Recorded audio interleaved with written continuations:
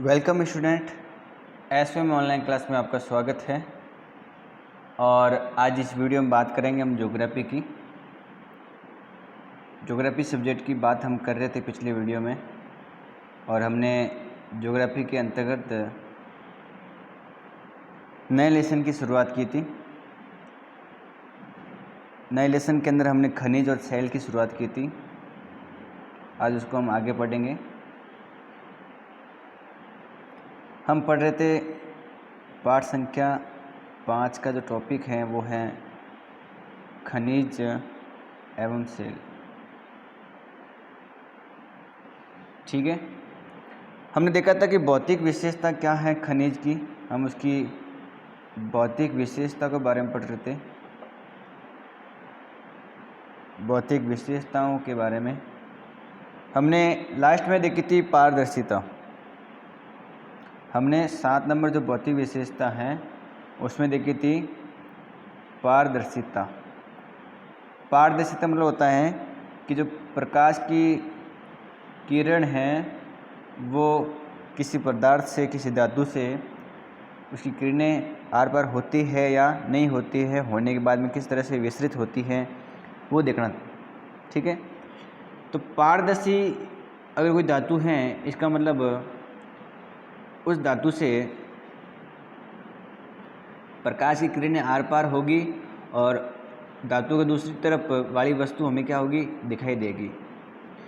इसके अलावा एक शब्द था आपके पास में, मैंने बताया था पारभासी।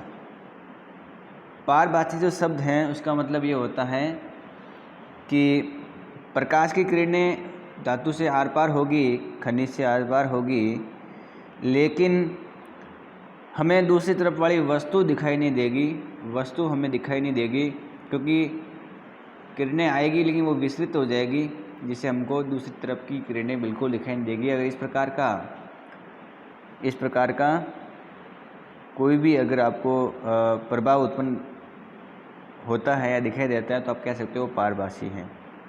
एक होता है अपारदर्शी।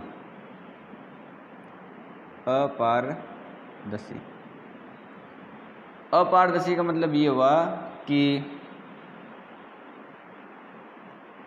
प्रकाश की किरणें किसी धातु से बिल्कुल भी आर पार नहीं होती तो वो अपारदर्शी होती हैं। ठीक है, 8 नंबर जो खनिज की भौतिक विशेषता होती है वो होती है संरचना। प्रत्येक पदार्थ की या प्रत्येक खनिज की अपनी अपनी एक संरचना होती है, एक उसका आकार होता है। तो वो हमने देखी थी कि संरचना के अंदर प्रत्येक क्रिस्टल की अपनी एक अवस्था होती है। किसी पदार्थ की महीन अवस्था हो सकती है, किसी की मध्यम, न ज़्यादा महीन न ज़्यादा खुदगरी या खुदरी। एक होती है खुदरी या खुदरे पृष्ठ वाले भी बहुत सारे खनिज होते हैं। ठीक है, तो ये ध्यान रखना है। इसके अलावा ध्यान रखना है 9 नंबर कठोरता। भौतिक विशेषताओं की बात करें तो एक अंतिम और सेकंड अंतिम लास्ट आती है कठोरता। प्रत्येक खनिज की अपनी कुछ भौतिक विशेषताओं में कठोरता भी होती है, आप सभी जानते हो इसके बारे में। अगर हम कठोरता की बात करें तो बहुत सारे खनिज कठोर होते हैं। कौन कौन से कठोर होते हैं तो हम बात कर सकते हैं कि जैसे खनिजों में बात करें तो खनिजें टैल्क, एक हैं जिप्सम, एक है कैल्साइट, और इसके अलावा है फ्लोराइट।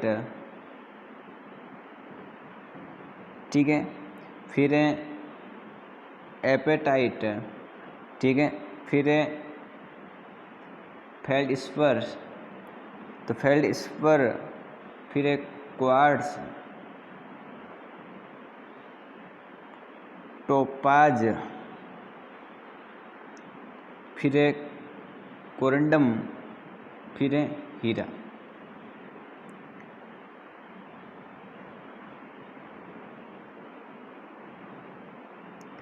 अगर हम देखें तो ये सारी चीज़ें क्या हैं, कठोर हैं। क्या हैं, कठोर हैं। तो सापेक्षिक प्रतिरोध का चिन्हित होना, 10 चुने हुए खनिजों में से 10 महत्वपूर्ण कठोर हैं जिसकी मैंने बात की है, ठीक है। और 10 नंबर जो भौतिक विशेषता होती हैं वो होती हैं आपेक्षिक भार,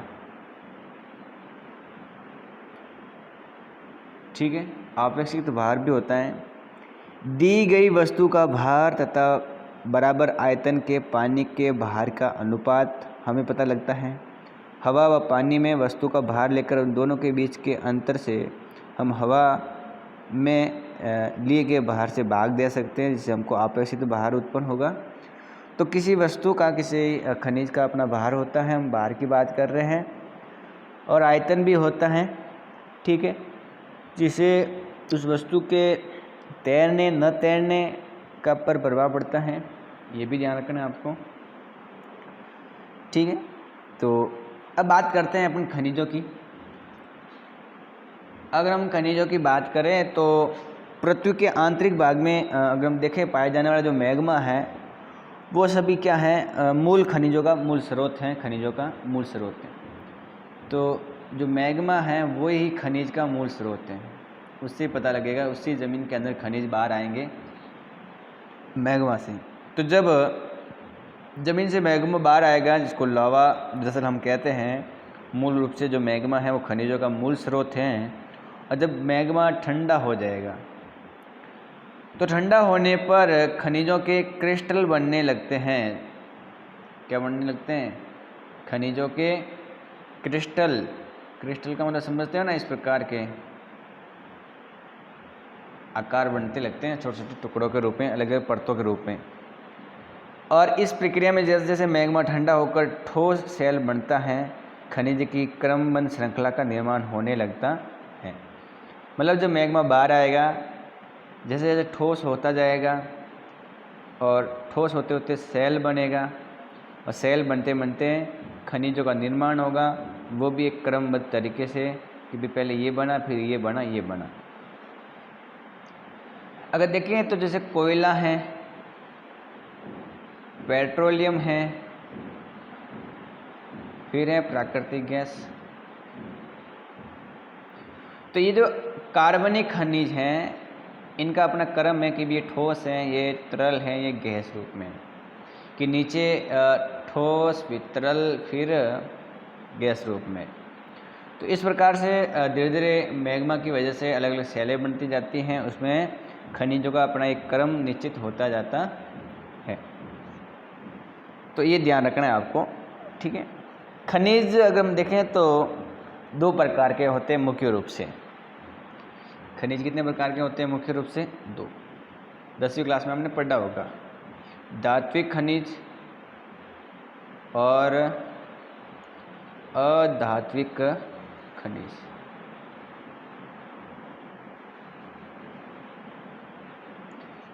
धात्विक और अधात्विक खनिज। धात्विक खनिज भी अगर देखें तो इसको 3 अलग अलग प्रकार से हम बांट सकते हैं। पहले पढ़ते हैं धात्विक खनिज के बारे में। तो पहले धात्विक खनिज की बात करें तो ऐसे खनिज जिसमें धातु मात्रा, तो ऐसे खनिज जिसमें धातु अंश पाया जाता है वो धात्विक खनिज कहलाते हैं। जिसमें धातु अंश पाया जाता है, धातु प्लस 1 बराबर धात्विक बनता है। एक इसमें परतें लगा है, और ऐसे तत्व जिसमें धातु होता है वो धात्विक खनिज कहलाते हैं। ये 3 प्रकार से अलग अलग प्रकार से विभाजित हैं। एक इसमें होता है बहुमूल्य धातु। बहुमूल्य धातु, धातु में एक तो होता है बहुमूल्य धातु, जिन्हें महंगी कह सकते हैं अपन। अगर हम बहुमूल्य धातु में देखें तो आपको पता होने चाहिए कि स्वर्ण मतलब सोना, ठीक है। चांदी भी एक बहुमूल्य धातु है। प्लेटिनम का नाम सुना होगा, प्लेटिनम, वो भी बहुत महंगी आती है। तो ये मूल्यवान धातु है। फिर इसमें अगर हम देखें तो लोह धातु होती है एक, तो जिसमें लोह अंश, ऐसी धातु जिसमें लोह अंश पाया जाता है वो लोह धात्विक होता है। तो लोह धातु जिसमें लोहे की मात्रा है, तो अगर लोह धातु में देखें तो हम देख सकते हैं लोहा और स्टील इसी के लिए बनता है। तो लोह एवं स्टील के निर्माण के लिए लोहे में मिलाई जाने वाली अन्य धातु हैं लोह और स्टील, ठीक है। फिर होती है अलोह धातु जिसमें लोहे की मात्रा नहीं है। ऐसी बहुत सारी धातु है जिसमें लोहे की मात्रा नहीं है, लोह अंश नहीं है। तो अलोहिक धातु कौन कौन सी होती है? अलोहिक धातु की मैं बात करूं तो आप ध्यान रखेंगे, एक तो होता है ताम्र, एक होता है शीशा, एक जिंक या जस्ता, टीन, एल्यूमिनियम। ये ऐसी धातु हैं जिसमें लोहा के अंश नहीं है, ये ध्यान रखना है। तो बहुमूल्य तो हो गए, इनमें वैसे लोहा नहीं है लेकिन बहुमूल्य धातु है। सोना, चांदी, प्लेटिनम। और लोह अंश में लोहा, स्टील हो गया, ताम्र, शीशा, जिंक, टिन, एल्यूमिनियम अलोह धातु है। ये हो गई धात्विक खनिज। अब बात करते हैं अधात्विक खनिज की। आपने इनके बारे में विस्तार से 10th क्लास में पढ़ा है। अपन तो समझना है कि पाए कहाँ जाते हैं, कहाँ पर अधात्विक और धात्विक खनिज होते हैं। जिसमें धातु अंश नहीं है, जिसमें धातु अंश नहीं है वो धात्विक खनिज अधात्विक खनिज कहलाते हैं। जैसे देखो कौन कौन से, जैसे गंधक, जैसे फॉस्फेट, जैसे नाइट्रेट। ये ऐसे खनिज हैं जिसमें धातु का अंश बिल्कुल नहीं है, अधात्विक खनिज है। मैं अगर सीमेंट की बात करूं तो आप ये भी याद कर सकते हैं कि सीमेंट में भी एक धातु अंश नहीं पाया जाता है। तो सीमेंट भी अधात्विक खनिज का एक मिश्रण है। ये अधात्विक खनिजों को मिलाकर बनाया जाता है सीमेंट। अधात्विक खनिजों का क्या है? मिश्रण है सीमेंट, ठीक है। तो एक महत्वपूर्ण बात है, ये याद रखेंगे। तो ये हो गई खनिजों की। अब बात करते हैं शैलें के बारे में कि जो शैल पाई जाती हैं वो कौन कौन सी हैं और उनकी क्या क्या विशेषता हैं, हम उनको विस्तार से पढ़ लेते हैं, ठीक है। तो एक एक सेल की बात करेंगे क्योंकि इन सेलों में खनिज की मात्रा पाई जाती है। पृथ्वी की भूपट्टी, जो ऊपर की भूपट्टी है या परपट्टी है, वो सेल से बनी है। पृथ्वी की जो भूपट्टी है, ऊपर जो परपट्टी है,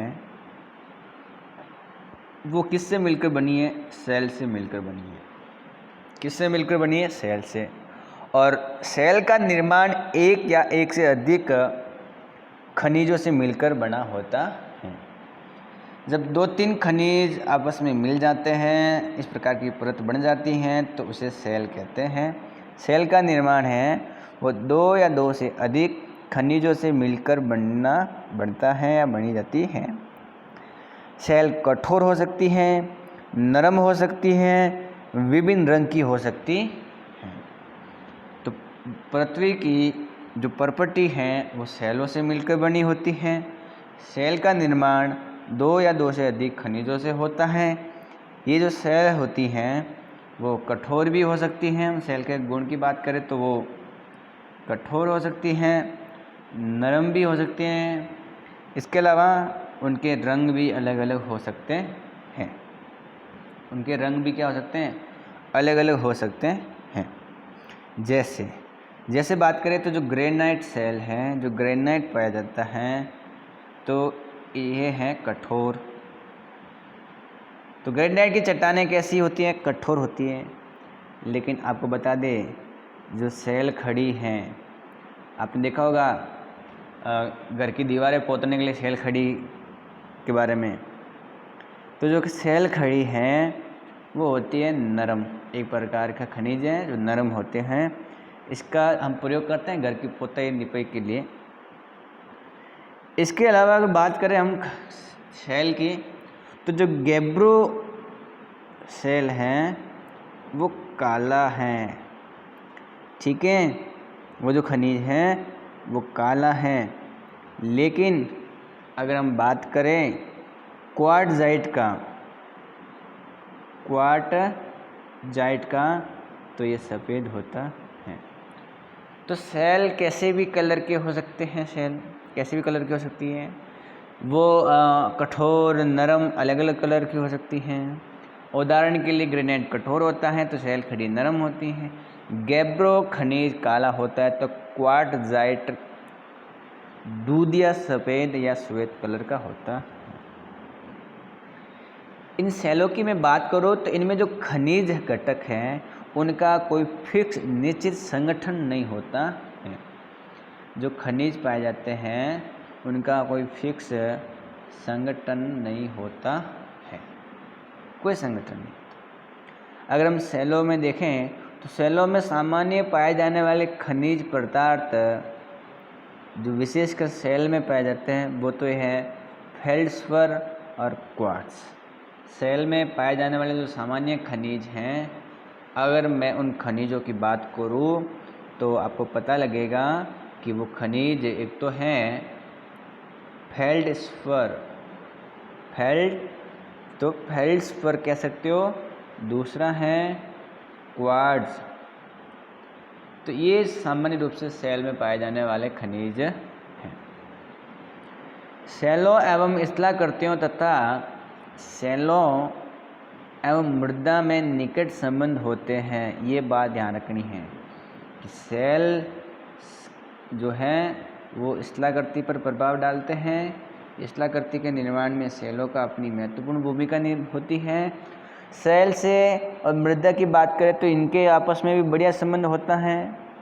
भूगोल शास्त्री को सेलों का मौलिक ज्ञान होना आवश्यक है। ये भूगोल शास्त्री कहते हैं कि व्यक्ति को एक रूप से देखें तो सेलों का निर्माण होना, ज्ञान होना जरूरी है उनका। सेलों के विभिन्न प्रकार है। प्रकार क्या है? अलग अलग है। सेल बहुत अलग अलग प्रकार की होती हैं। लेकिन अगर हम निर्माण की पद्धति के आधार पर देखें, किसकी पद्धति के आधार पर? निर्माण पद्धति के आधार पर देखें कि कब कौन सी बनी है, तो उसके आधार पर सेल के 3 समूह हैं। कितने समूह हैं? 3 समूह हैं। 3 कौन कौन सी है? पहली है आग्नेय। कौन सी है? आग्नेय।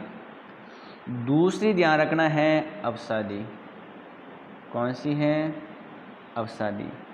और तीसरी है कायांतरित। तीसरी मैं यहाँ लिख रहा हूँ, तीसरी है कायांतरित। तो कायांतरित, आग्नेय और अवसादी। आग्नेय जो चट्टान है वो मैग्मा और लावा से भरी होती है।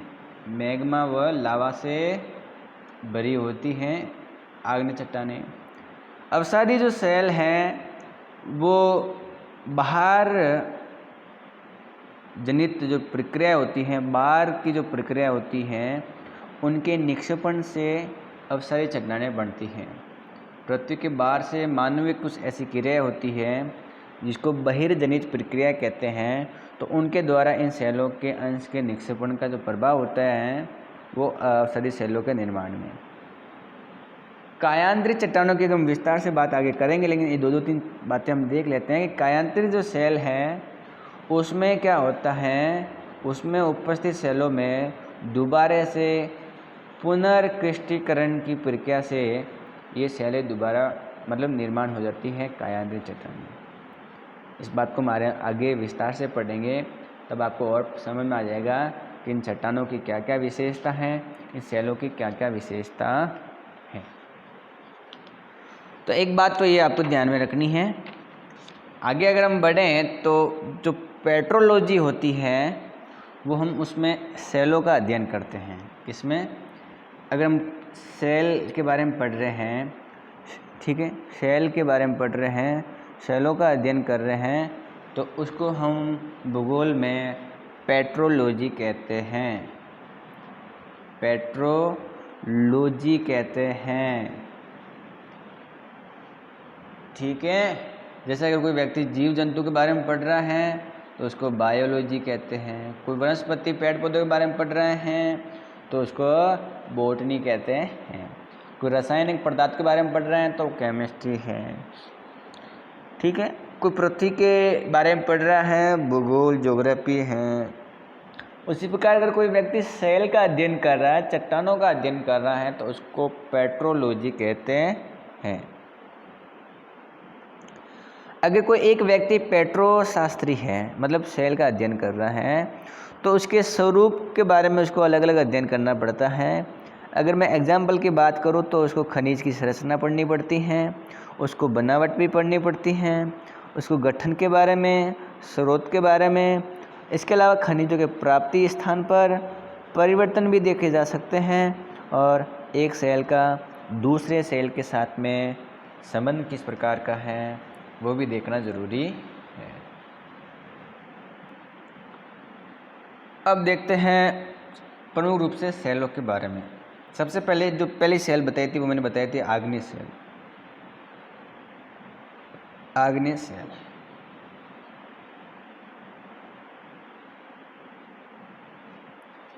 ध्यान से देखेंगे आग्नेय सेल क्या होती है।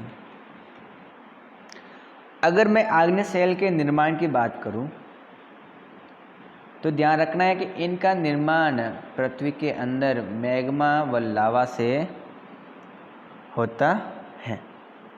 किन से? पृथ्वी के अंदर मैग्मा व लावा से होता है।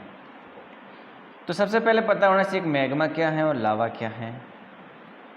तो मैंने मैग्मा और लावा के बारे में बताया था कि जब चट्टानें अंदर पिघल जाती हैं, अंदर वाला सिस्टम गर्म की वजह से पिघल जाता है, ताप दाब की वजह से, तो ऊपर आता है हल्का होकर। ऊपर आने के बाद में अगर ऊपर आती वो ठंडा हो जाता है, क्या हो जाता है? ठंडा हो जाता है। बाहर अगर ठंडा हो जाता है,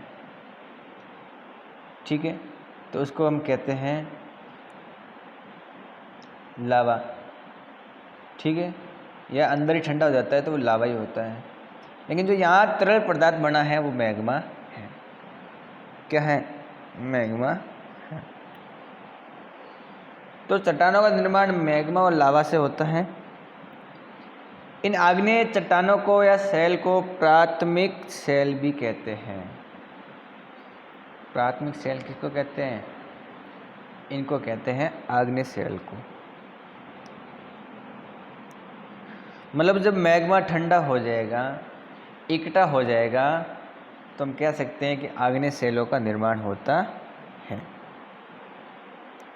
ठीक है, और इस आग्नेय सेलों का जो नाम है, अगर नाम की बात करें तो वो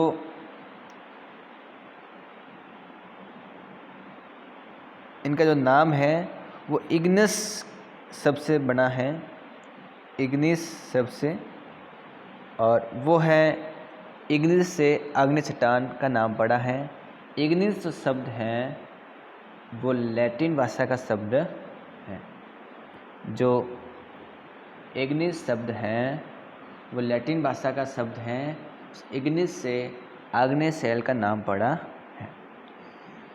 अगर इस इग्निस शब्द की बात करूँ तो इसका मतलब होता है आग। क्या मतलब होता है? आग। ठीक है, और मैग्मा के विषय से हमने इसके पहले देखा है कि ज्वालामुखी के समय मैग्मा क्या होता है। जब ऊपर या ये जब अपनी ऊपरगामी गति में मैग्मा ठंडा होकर ठोस बन जाता है, जब मैग्मा ऊपर आता है, जब मैग्मा ऊपर आ जाता है अंदर से और ये ठोस हो जाता है, तो आग्नेय चट्टानें कहलाती है या कहलाता है। मैं मैग्मा को ही आग्नेय चट्टानें बोलूँगा। मैग्मा कब तक मैग्मा है? जब तक अंदर है, गर्म है, तरल पदार्थ है। जब मैग्मा ऊपर आ जाएगा, ठंडा हो जाएगा, तो फिर मैं उसको मैग्मा नहीं बोलूँगा, फिर मैं उसको चट्टान बोलूँगा, फिर मैं उसको सेल बोलूँगा। लेकिन कौन सी बोलूँगा? आग्नेय, क्योंकि आग्नेय शब्द का मतलब होता है आग से। आग क्यों? क्योंकि ये सब किससे बना है? इग्निस से। इग्निस का मतलब होता है आग, और आग से आग्नेय, और आग्नेय मतलब पृथ्वी के अंदर जो लावा मैग्मा था, जो गर्म था, आग के रूप में वो ठंडा हो गया। वो क्या हो गया है, ठंडा। तो आज के लिए इस वीडियो में इतना ही, बाकी बात करेंगे अगली वीडियो में। वीडियो को लाइक करें, चैनल को सब्सक्राइब करें।